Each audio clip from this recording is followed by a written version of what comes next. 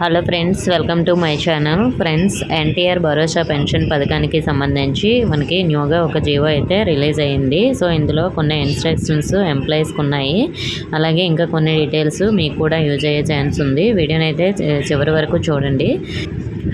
Pensions guidance ప్రకారం మొత్తం పెన్షన్లన్నీ మనకి 1వ తేదీనే ఇచ్చేయాలి. 1వ తేదీనే ఇవ్వగా మిగిలిన పెన్షన్లన్నీ కూడా 2వ తేదీలోపు ఎట్టి పరిస్థితుల్లోనైనా కంప్లీట్ చేయాలి.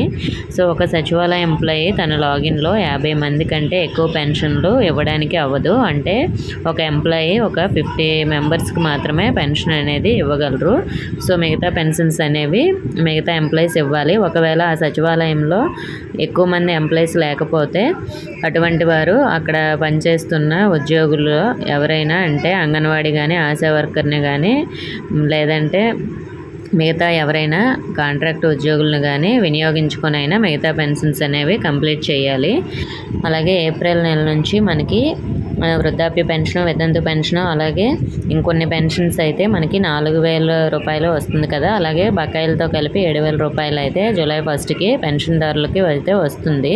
సో ఆల్రెడీ దీనికి సంబంధించి క్లియర్గా వీడియో చేశాను, మన ఛానల్లో ఉంటుంది, చూడండి.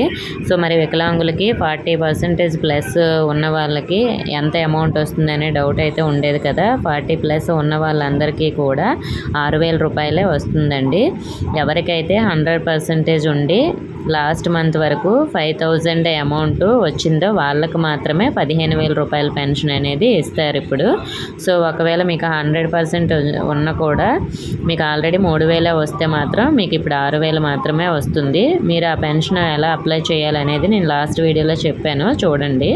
సో అలాగే మరి HIV మరియు వేరే ఊర్లో చదువుకుంటున్న వికలాంగులకి పిల్లలకి DBT మోడ్లోనే ఇవ్వడం జరుగుతుంది. అంటే వీళ్ళకి ఇంటికి వచ్చి ఇవ్వకుండా వాళ్ళకి బ్యాంక్ అకౌంట్లో అయితే వేస్తారు. మిగతా అందరికీ కూడా ఇంటింటికి వచ్చే పెన్షన్ అనేది ఇవ్వడం జరుగుతుంది. సో మీరు ఎక్కడికి వెళ్ళాల్సిన అవసరం లేదు, ఎంప్లాయీస్ అనేది మీ ఇంటికి వచ్చే పెన్షన్ అనేది ఇస్తారు. అలాగే ఎవరికి ఎంత అమౌంట్ అనేది మీకు క్లియర్గా కావాలంటే వీడియో ఉంటుంది, చూడండి. నేను స్క్రీన్ పైన ఆ వీడియోస్ కూడా ఇచ్చాను. మీరు ఆ వీడియో చూస్తే మీకు క్లియర్గా ఎంత అమౌంట్ వస్తుంది అనేది మీకు అర్థమవుతుంది. సో మరి మనకి సచివాలయం వైజ్గా అయితే చాలా అమౌంట్ కూడా రిలీజ్ అయిందండి. దీనికి సంబంధించిన డీటెయిల్స్ కూడా మనకి సచివాలయంకి అయితే వచ్చేసాయి. ఓకే ఫ్రెండ్స్, పెన్షన్స్కి సంబంధించి ఇంకా ఎలాంటి డౌట్స్ ఉన్నా కూడా కామెంట్ చేయండి. ఇన్ఫర్మేషన్ వస్తే వీడియోని తప్పకుండా లైక్ చేసి మీ ఫ్రెండ్స్కి కూడా షేర్ చేయండి. మన ఛానల్ కొత్తగా చూస్తున్న వారు సబ్స్క్రైబ్ చేసుకోండి. Thank you for watching.